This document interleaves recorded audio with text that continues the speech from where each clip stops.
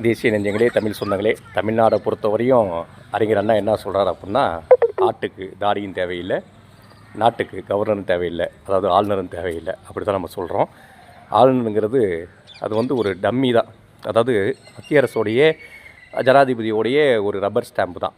அதற்குன்னு எந்த ஒரு அதிகாரமும் இல்லைன்னு உச்சநீதிமன்றம் உறக்க சொல்லிட்டாங்க. இருந்தபோது அந்த சபை மரபு அரசியல் சாசனத்தை மதிக்கணுங்கிறதுக்காக நம்ம என்ன பண்ணுறோம்னா, ஆண்டினுடைய முதல் நாள், அதாவது ஆளுநருடைய உரையோடு நம்ம ஆரம்பிக்கிறோம். அதாவது தமிழக அரசு எப்போதுமே அந்த உரையை வந்து ஆளுநருக்கு முதல்ல முறைப்படி அனுப்புகிறோம். அனுப்பி அவருடைய ஒப்புதல் பெற்று தான் அதை வந்து அவர் வந்து அவையில் வந்து வாசிக்கிறார்.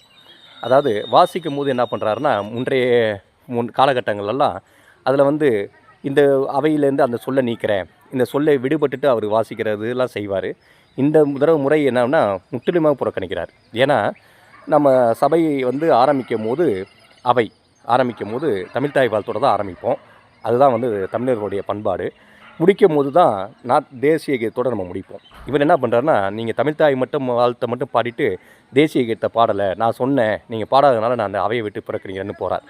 சரி, அவையை விட்டு நீங்கள் புறக்கணித்து போகலாம். அதே நேரத்தில் ராஜ்பவனை விட்டும் மானம், ரோசம், வெக்கம், சூடு, சுரணை இருந்தால் நீங்கள் வெளியேறணுங்கிறது தான் எங்களுடைய தாழ்மையான கருத்து. ஏன்னா அது தமிழர்களுடைய வரியில் உங்களுடைய சம்பளம், அது இல்லாமல் பார்த்திங்கன்னா எழுதுகோள், மேஜை, அது இல்லாமல் டீ பார்ட்டி, இது எல்லாமே நடக்குது. நீங்கள் என்ன பண்ணுறீங்கன்னா, துணைவேந்தரை நான் தான் நியமிப்பேன், அப்படி அதுக்கு தான் அதிகாரம் இருக்குதுன்னு சொல்லிட்டு நீங்கள் சில பல்கலைக்கழகங்களில் துணைவேந்தரை நியமிக்காமல் இருக்கிறதுனால தான் இந்த அண்ணா பல்கலைக்கழகங்களில் இது மாதிரி பாலியல் ரீதியான துன்புறுத்தல்கள், அது இல்லாமல் பார்த்திங்கன்னா அதில் பாதுகாப்பு குறைபாடுகள் ஏற்பட்டதுனால ஒரு பெண்ணிற்கு வந்து மிகப்பெரிய அநீதி இழைக்கப்பட்டிருக்குது. இப்போ நீங்கள் யார் அந்த சார் அப்படின்னு கேட்குறீங்க. நாங்கள் என்ன சொல்கிறோம், அண்ணா பல்கலைக்கழகத்தில் ஆளுநர், துணைவேந்தர், இவங்கள்ட்ட தானே அந்த அதிகார மையம் இருக்குது. இப்போ நீங்கள் தமிழக அரசை நீங்கள் கை நீட்டி கேட்குறதுல என்ன ஒரு நியாயம் இருக்குது? அது இல்லாமல் உங்களுடைய மத்திய அரசு, ஒன்றிய அரசு, பிஜேபி ஆளக்கூடிய மாநிலங்கள்லாம் பாலியல் ரீதியான துன்புறுத்தல்கள் அத்துமீறி நடந்துக்கிட்டு இருக்கிற காலகட்டங்களில் ஏதாவது நீங்கள் மணிப்பூர், இல்லாமல் கோத்ரா ரயில் எரிப்பில் பில்கிஸ் பானு, இது மாதிரி ஆசிபா இதோடைய படுகொலைகள், கற்பழிப்புகள், பலாத்காரங்கள் ஏதாவது நீங்கள் பேசியிருக்கீங்களா? ஏன் மல்யுத்த வீராங்கனை நடந்ததில் ஏதாவது பேசியிருக்கீங்களா? சரி, மும்மொழி கொள்கையை பற்றி பேசுகிறீங்க. நாங்கள் தான் இருமொழி கொள்கை தான் எங்களுடைய கொள்கைன்னு நாங்கள் சொல்லிட்டோம். ஆனால் ஹிந்தி படிக்கிறதுக்கு எந்த தடையும் இல்லைன்னு நாங்கள் சொல்லிட்டோம். அது பிரச்சார ஹிந்தி சபாங்கிறதுலாம் நடைபெற்று கொண்டு தான் இருக்குது இந்த நாட்டில்.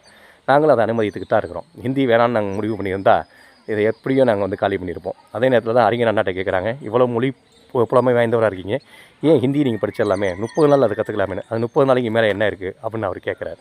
அது மாதிரி தான் ஹிந்தியும், புரியுதுங்களா? ஹிந்தியிலோட உத்தரப்பிரதேசம்ல தாய்மொழியாக இருக்கக்கூடிய மாநிலங்கள்லேயே ஹிந்தி தேர்வுகளில் அங்கே இருக்கக்கூடிய மாணவர்கள் பார்த்திங்கன்னா ஃபெயில் ஆகிட்டு இருக்காங்க. ஆண்டுக்கு வந்து பார்த்திங்கன்னா லட்சக்கணக்கில் ஃபெயில் ஆகுறாங்க. அங்கெல்லாம் உங்களை தாய்மொழியை ஹிந்தியை வளர்த்துடுங்க. தமிழ் மொழியை வளர்த்துறதுக்கும் தமிழ்நாடை வளர்ப்புறதும் எங்களுக்கு தெரியும். எங்களுடைய வரியை வாங்கிக்கிட்டு சம்பளம்